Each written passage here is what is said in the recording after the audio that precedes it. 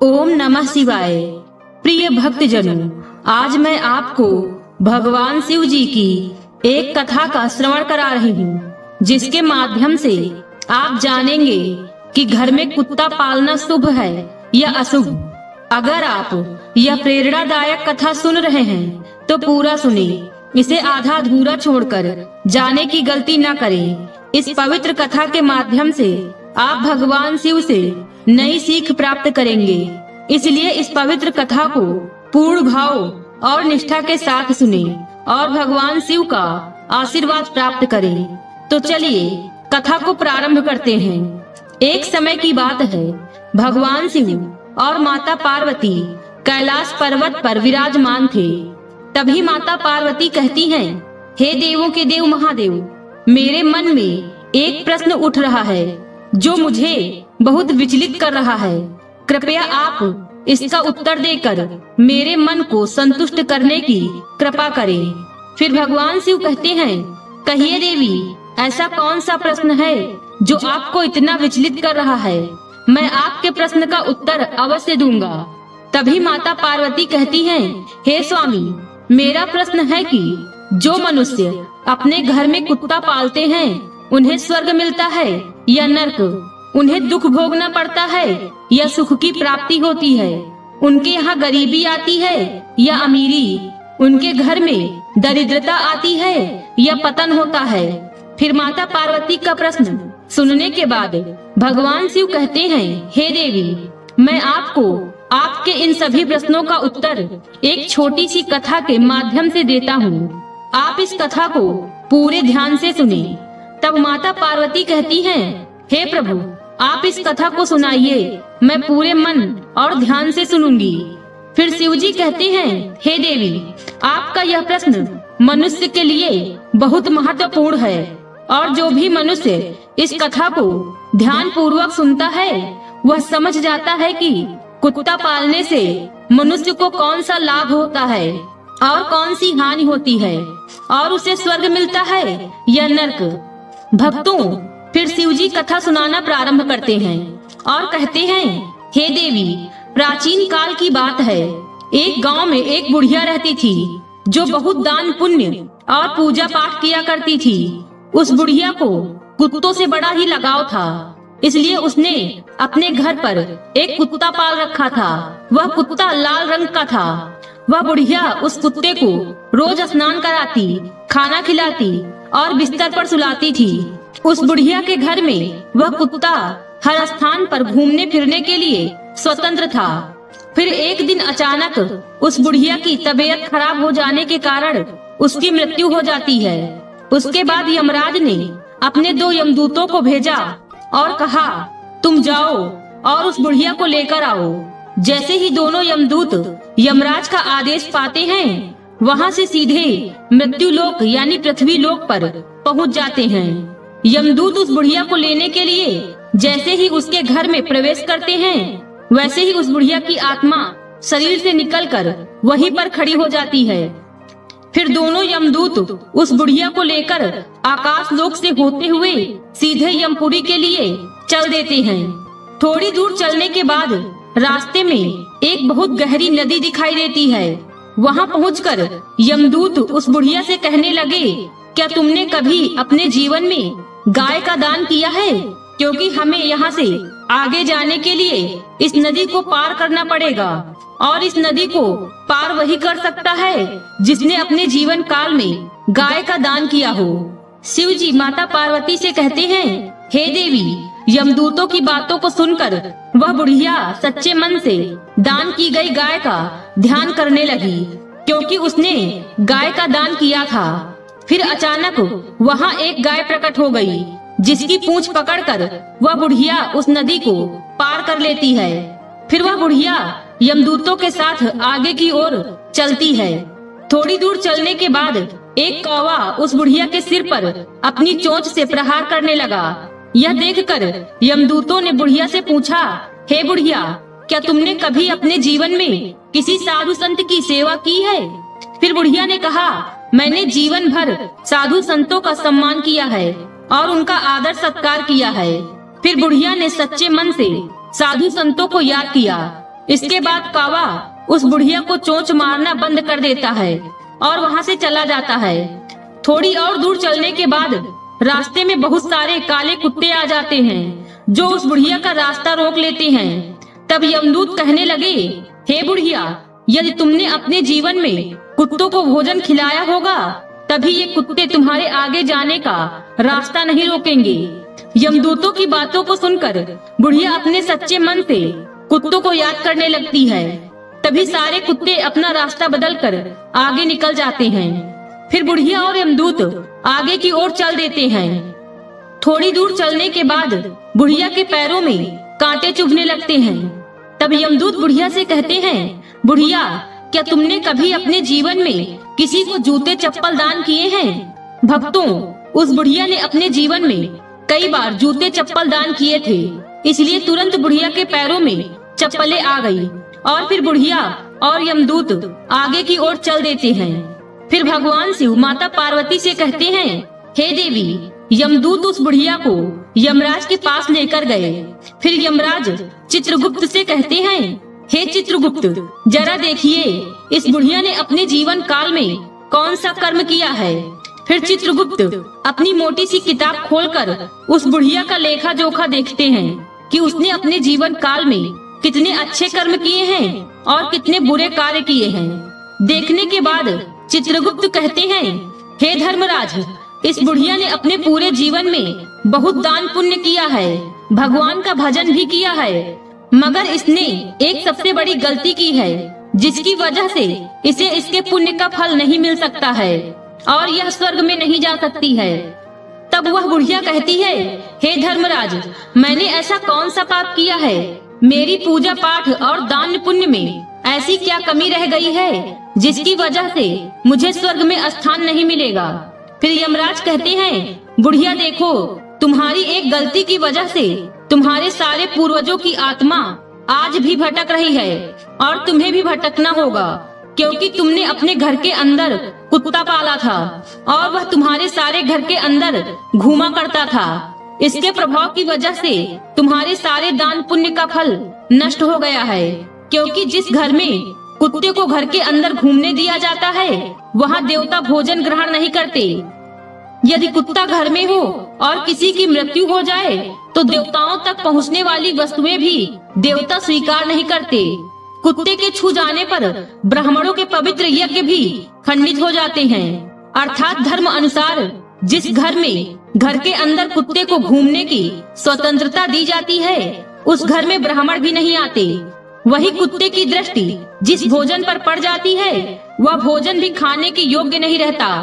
और कुत्ता यदि किसी को सूंघ लेता है तो सूंघने मात्र से इंसान अपवित्र हो जाता है। इन्हीं कर्मों से कुत्ते को कभी भी घर के अंदर नहीं पालना चाहिए। भक्तों, फिर भगवान शिव माता पार्वती से कहते हैं, हे देवी, यदि कोई मनुष्य कुत्ते को पालता है तो उसे घर के अंदर प्रवेश नहीं करने देना चाहिए, क्योंकि यदि कुत्ता घर के अंदर प्रवेश करता है तो माँ लक्ष्मी रूठ जाती हैं और उसके घर में दुख दरिद्रता बनी रहती है। फिर आगे शिव जी कहते हैं, हे देवी, अब मैं तुम्हें एक छोटा सा संवाद सुनाऊंगा जिससे आप जानेंगे कि कुत्ते के साथ व्यवहार करने के कारण युधिष्ठिर को भी स्वर्ग के बाहर ही रोक दिया गया। जब युधिष्ठिर ने भगवान नारायण से पूछा कि मेरे साथ यहाँ तक आने वाले इस कुत्ते को मैं अपने साथ स्वर्ग क्यों नहीं ले जा सकता, तब भगवान नारायण ने कहा, धर्मराज, कुत्ता पालने वाले के लिए स्वर्ग में स्थान नहीं है। ऐसे मनुष्यों का स्वर्ग में प्रवेश वर्जित है, क्योंकि कुत्ता पाले गए घर के किए गए यज्ञ और पुण्य कर्म फल में क्रोधवश नाम राक्षस का हरण कर लेते हैं और तो और उस घर के सदस्यों द्वारा किए गए दान पुण्य हवन इत्यादि का फल कुत्ते की दृष्टि पड़ने मात्र से निष्फल हो जाता है। इसलिए कुत्ते को घर में पालना पूरी तरह से वर्जित है। फिर भगवान शिव कहते हैं, हे देवी, कुत्ते का संरक्षण होना चाहिए, उसे भोजन भी खिलाना चाहिए।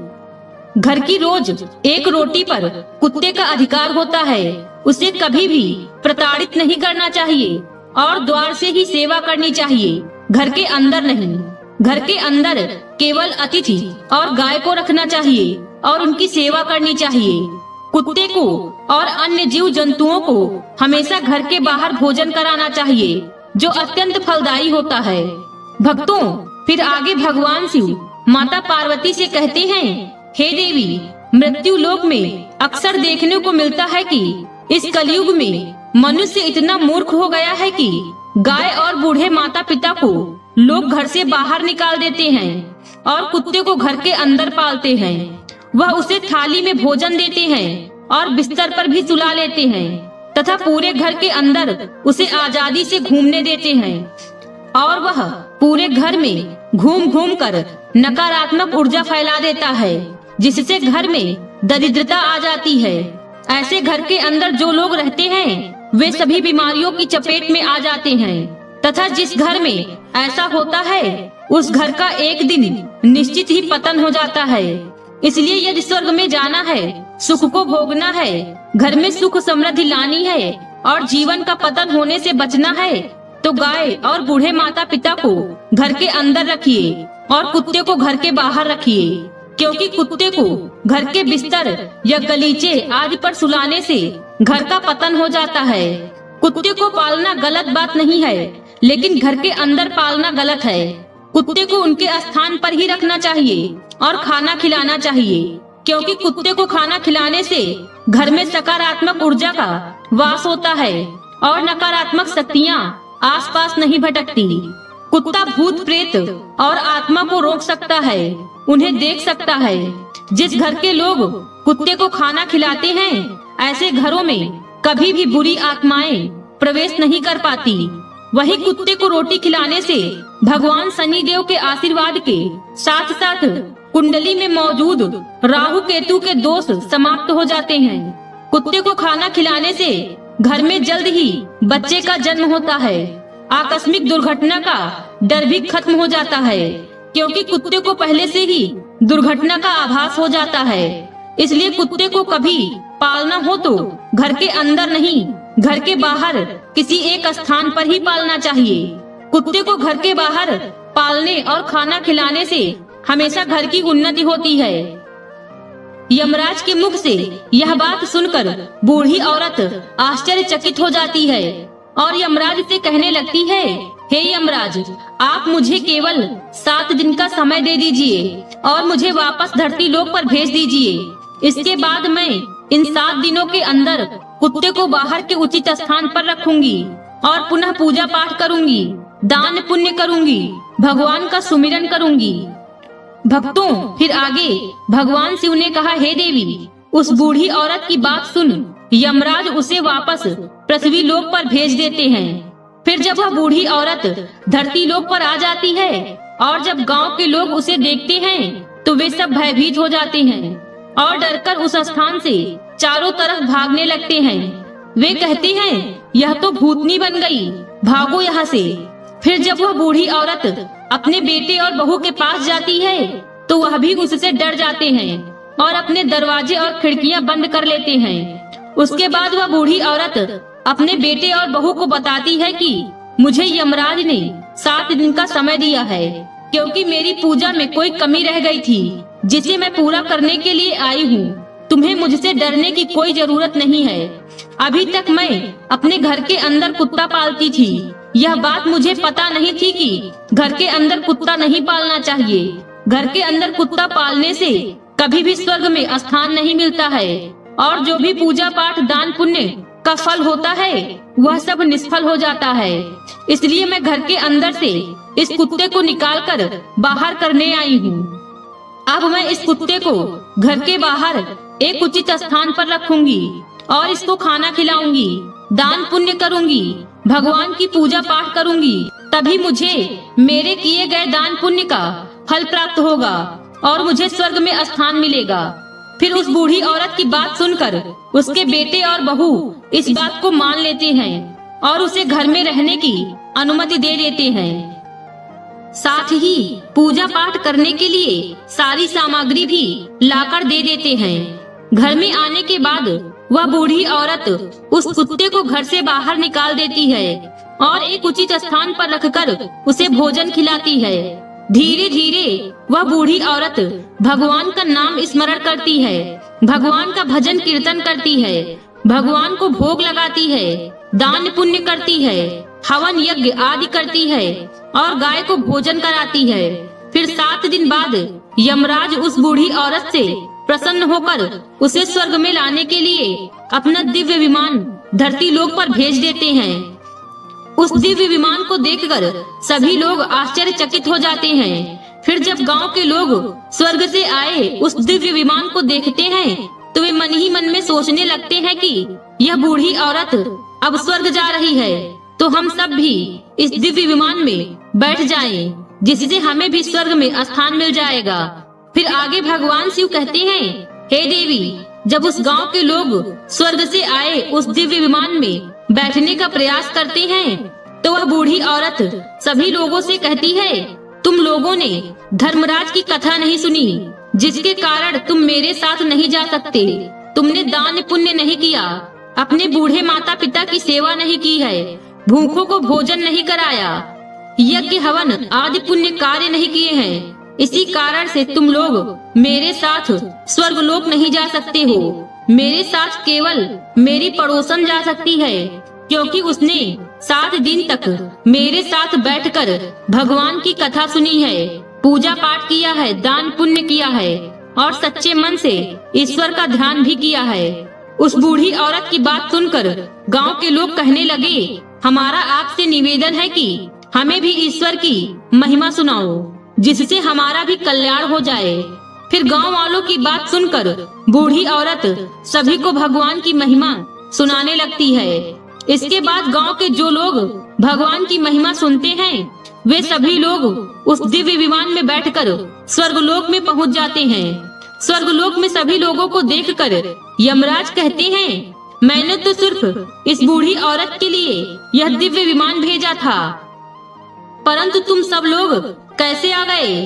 तब वह बूढ़ी औरत यमराज से कहती है, हे धर्मराज, मैंने अपने पूरे जीवन में जितना भी पुण्य कमाया है उसका आधा पुण्य इन सभी को दे दो, मगर इन्हें स्वर्ग में ही रहने दो।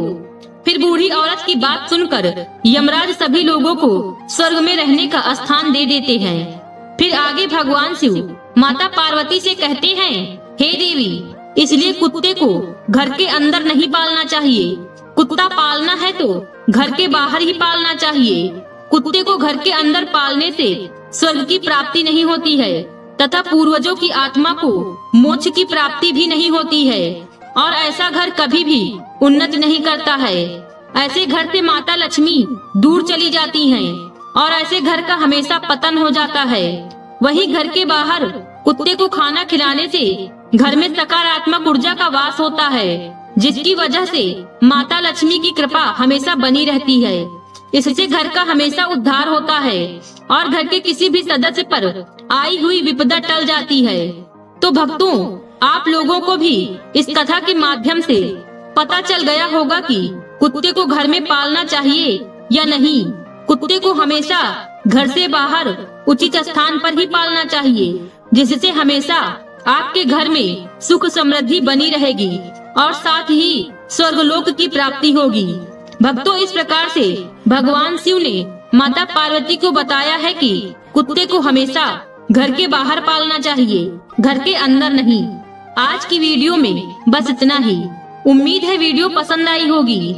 इस वीडियो में बोलते समय कोई त्रुटि हुई हो तो क्षमा करें। वीडियो पसंद आई हो तो वीडियो को लाइक और शेयर करें और चैनल को सब्सक्राइब कर दें और कमेंट बॉक्स में हर हर महादेव लिखना बिल्कुल ना भूलें। मिलते हैं अगले वीडियो में। खुश रहिए और खुशियाँ बांटते रहिए। हर हर महादेव।